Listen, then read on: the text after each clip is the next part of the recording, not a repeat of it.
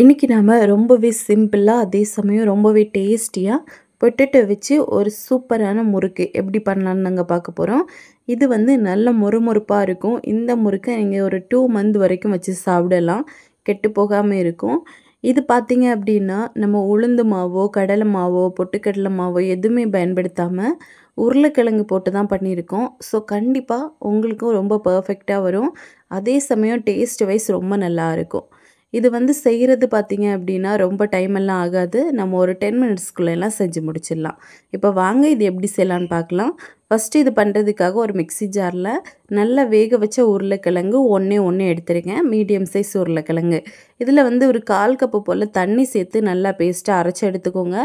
கண்டிப்பாக தண்ணி சேர்த்து தான் நம்ம அரைக்கணும். 1/4 கப்பு தண்ணி சேருங்க. இப்போ வந்து ஒரு பவுல் எடுத்துகிட்டு இதில் சரியாக 1/2 கப் அளவுக்கு நம்ம அரிசி மாவு சேர்க்கணும். அரிசி மாவு சேர்த்துட்டு இது கூடவே 1 டீஸ்பூன் அளவுக்கு எள்ளு சேர்க்குறேன். நீங்கள் வந்து எள்ளு விருப்பம் இல்லை அப்படின்னா சீரகம் சேர்க்கலாம். இல்லை அப்படின்னா ஓமம் கூட சேர்க்கலாம். அப்புறமா 1 டீஸ்பூன் அளவுக்கு உப்பு, பெருங்காயத்தூள் இது வந்து ஒரு 1/4 டீஸ்பூன் நம்ம வந்து சேர்க்கணும். இப்போ சேர்த்துட்டு கடைசியாக ஒரு 2 டேபிள் ஸ்பூன் அளவுக்கு எண்ணெய் நல்லா கொதிக்க சூடாக்கிட்டு அதுக்கப்புறமா சேருங்க. சேர்த்துட்டு ஃபஸ்ட்டு வந்து விஸ்க் வச்சு நம்ம வந்து இந்த மாதிரி மிக்ஸ் பண்ணி எடுத்துக்கலாம். இல்லை அப்படின்னா நல்லா சூடாக இருக்கும். நம்ம சூடான எண்ணெய் சேர்த்துருக்கனால இப்போ நல்லா மிக்ஸ் பண்ணி கொடுத்துட்டு அதுக்கப்புறமா நம்ம கை வச்சு பிசைஞ்சிடலாம். கை வச்சு இதை பிசைஞ்சு எடுக்கும்போது பார்த்திங்கன்னா கையில் பிடிக்கிற ஷேப்புக்கு அப்படியே வரணும். அது வரைக்கும் நல்லா வந்து பிசைஞ்சு எடுங்க. அந்த எண்ணெய் எல்லாமே மாவோட எல்லா பக்கத்துலேயும் நல்லா கம்பைனாக மிக்ஸ் ஆகணும். நீங்கள் வந்து இந்த மாதிரி நம்ம பிடிச்சோம் அப்படின்னா அது அப்படியே இருக்கணும். அதுதான் ஒரு பர்ஃபெக்டான மாவோட பக்குவம். இந்த டைமில் நம்ம அரைச்சி வச்சோம்ல அந்த உருளைக்கிழங்கு பேஸ்ட்டு, அதை வந்து இந்த மாவுக்குள்ளே நம்ம வந்து சேர்த்துடலாம். எல்லாத்தையும் சேருங்க. நான் சொன்ன மாதிரி 1/4 கப்பு தண்ணி அப்படிங்கிறது ரொம்பவே பர்ஃபெக்டான அளவு. நம்ம எக்ஸ்ட்ராவாக தண்ணி எதுவுமே சேர்க்க வேண்டாம். அப்படி தேவைப்பட்டுச்சு அப்படின்னா 1 டீஸ்பூன் அளவுக்கு நீங்கள் வந்து தண்ணி சேர்த்துக்கலாம். மற்றபடி நம்ம உருளைக்கிழங்கு அரைக்கும் போதே அந்த 1/4 கப்பு தண்ணி சேர்த்துருப்போம்ல, அது வந்து நம்மளுக்கு கரெக்டான அளவாக இருக்கும். இப்போ இதையும் சேர்த்து நல்லா வந்து மிக்ஸ் பண்ணிக்கோங்க. மிக்ஸ் பண்ணும்போது கை வந்து இந்த மாதிரி ஒட்டுற மாதிரி தான் இருக்கும். ஆனால் மிக்ஸ் பண்ண பார்த்திங்கன்னா நம்மளுக்கு மாவு வந்து நல்ல ஒரு சாஃப்டான இடியாப்ப மாவு பதத்துக்கு வந்துடும் பாருங்கள். இந்த மாதிரி தான். இப்போ நம்ம இதை வந்து முறுக்கு பிழிகிற அச்சில் போட்டு நம்ம வந்து முறுக்கா பிழிஞ்சு எடுத்துடலாம். நான் வந்து 3 ஹோல்ஸ் இருக்கக்கூடிய அந்த அச்சு தான் எடுத்திருக்கேன். நீங்கள் வந்து விருப்பப்பட்டால் அதிகமாக இருக்கக்கூடிய அச்சு, இல்லை அப்படின்னா அந்த முள் அச்சு இருக்கும், அதில் கூட நீங்கள் வந்து செஞ்சு போடலாம். இப்போ நம்ம உள்ள மாவை வச்சுட்டு மூடி போட்டுடலாம். மூடி போட்டுட்டு இந்த மாதிரி ஒரு தோசை கரண்டி எடுத்துக்கோங்க. இதில் வந்து நம்ம இப்போ முறுக்கு புழிஞ்சிடலாம். அப்போ தான் நம்ம எண்ணெயில் போடும்போது ஈஸியாக இருக்கும் நம்மளுக்கு.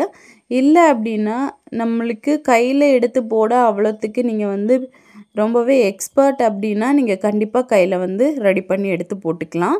இப்போ நம்ம இந்த மாதிரி முறுக்கு நல்லா பிழிஞ்சிட்டு இதை அப்படியே சூடான எண்ணெயில் போட்டு ஃப்ரை பண்ணி எடுத்துடலாம்.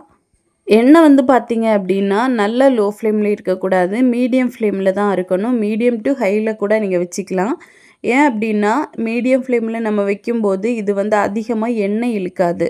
நம்ம வந்து லோ ஃப்ளேமில் வச்சுட்டோம் அப்படின்னா அது வேகிற டைமுக்குள்ளே முறுக்குக்குள்ளே மொத்தமாகவே எண்ணெயை மட்டும்தான் உறிஞ்சி எடுக்கும். அதனால் மீடியம் டு ஹையில் வச்சு முறுக்கு நம்ம வந்து பொரித்து எடுக்கும்போது வைக்கணும்.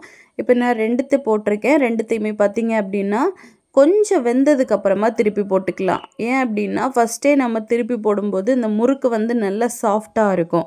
நம்ம திருப்பும்போது அது வந்து இடையிடையே கிராக்கர்ஸ் விழக்கூட வாய்ப்பு இருக்குது. அதனால கொஞ்சம் நேரம் ஒரு நிமிஷத்துக்கிட்ட நீங்கள் வந்து அதை அப்படியே வேக விட்டுட்டு அதுக்கப்புறமா திருப்புங்க. இப்போ பார்த்தீங்க அப்படின்னா 2 பக்கமும் நல்லா வெந்துருச்சு. நம்மளுக்கு வேகும்போது தெரியும் அதோட அந்த சாஃப்ட்னஸ் போயிட்டு கொஞ்சம் ஹார்டாகும். அந்த டைமில் நம்ம வந்து வெளியே எடுத்துடலாம். இப்போ வெளியே எடுத்துட்டு இதே மாதிரி அடுத்த பேட்சும் போட்டு நான் ஒன்றா பொரித்து எடுக்க போகிறேன். இது வந்து செய்கிறது ரொம்ப சுலபம். நம்ம வந்து இந்த தோசை தவாவில் பிழியணும், ஒன்றா நம்ம போடணும். ரொம்ப ஈஸியாக இருக்கும். ஸோ அவ்வளோதான். இப்போ நம்ம எல்லாத்தையுமே செஞ்சு முடிச்சாச்சு. இது ரெடி பண்ணுறதுக்கும் பார்த்தீங்க அப்படின்னா ரொம்ப எல்லாம் டைம் ஆகாது. ரொம்ப ஈஸியாக குயிக்காக வந்து நம்ம ரெடி பண்ணி முடிச்சிடலாம். நான் வந்து 1/2 கப்பு மாவுக்கு ஒரே ஒரு உருளைக்கிழங்கு போட்டிருக்கேன். நீங்கள் அதிகமாக செய்கிறீங்க அப்படின்னா அதுக்கு கணக்கு பண்ணி ஒரு 2 உருளைக்கிழங்கு போட்டிங்கன்னா 3 கப்பு நீங்கள் வந்து அரிசி மாவு எடுத்துக்கலாம். இந்த மாதிரி கூட குறைய கூட நீங்கள் வந்து போட்டு செய்யலாம். இதை ஏர்டைட்டான கண்டெய்னரில் நம்ம ஸ்டோர் பண்ணி வச்சோன்னா ஒரு 2 மந்த் வரைக்கும் நம்மளுக்கு கெட்டு போகாமல் இருக்கும். ஸோ ரொம்ப ஈஸி, ரொம்ப ஹெல்த்தி. நீங்களும் இதே மாதிரி உங்கள் வீட்டில் செஞ்சு பார்க்கலாம். செஞ்சு பார்த்துட்டு எப்படி வந்துச்சுன்னு மறக்காமல் கமெண்ட் பண்ணுங்கள். இதே மாதிரி இன்னும் நிறைய ரெசிபீஸ் வேணும்னு நினச்சிங்கன்னா மோனி ஸ்பைசி கிச்சன் சேனலை சப்ஸ்கிரைப் பண்ணி வச்சுக்கோங்க. லைக் பண்ணுங்கள், ஷேர் பண்ணுங்கள். நெக்ஸ்ட் இன்னொரு வீடியோவில் உங்களை சந்திக்கும் வரை டேக் கேர், பாய்.